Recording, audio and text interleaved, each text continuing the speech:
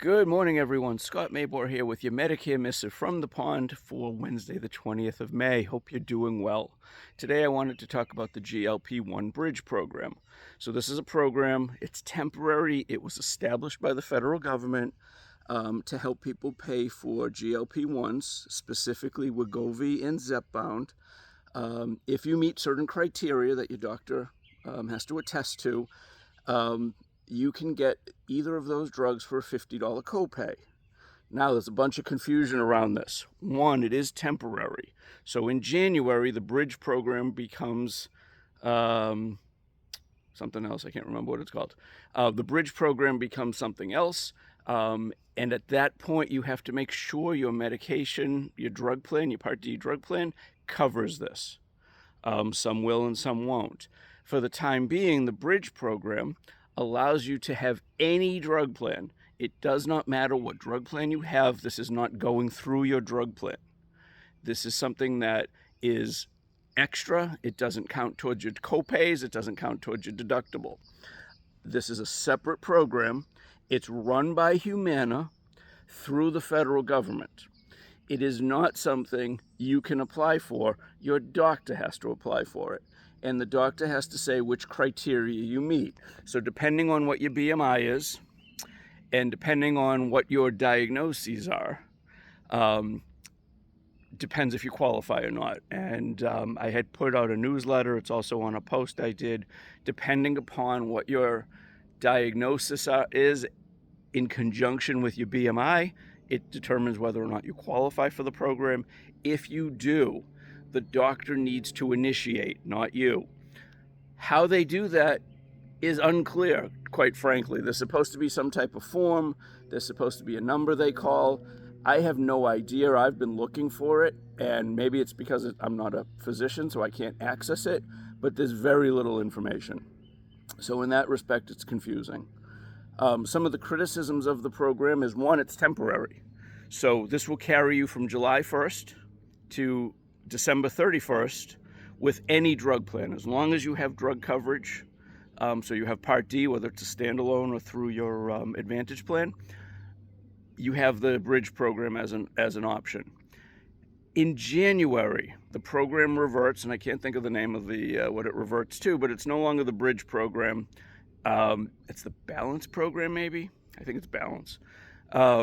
At that point in January, you need to make sure that your drug plan covers this program. So if it doesn't, you're out of luck. If it does, great. You can continue for the next year, 2027, at the $50 per month copay. Now, that means open enrollment is very critical. If you're on this program and you intend to stay on the program, you need to make sure that that the program you pick for 2027 during open enrollment this coming fall is in the program. So that's one. Two, after 2027, there's no idea of what happens. So assuming you do the right thing, you stay on it for 2027, it's entirely possible they end the program. This is kind of a pilot. If the program ends, the prices go back up to where they are, which is a couple $100 a month minimum. And that's one of the major criticisms. The other criticism is that if you're on any sort of assistance, because this isn't going through your Part D, doesn't matter. So if you're on Medicaid, if you have LIS, you don't get any assistance with the program. It's $50 a month, period. So there will be people who, while this is definitely a savings in some respect, they weren't going to be able to afford the $50, so the point's moot. But I just wanted to kind of give an overview. I don't have a ton of information. There was a New York Times article that one of my clients generously sent me yesterday. And basically it says, what I've just said. If anyone wants a copy of it, I don't have a subscription to the Times. You can get it probably from a library or something, or Google it, and you may be able to get a free view.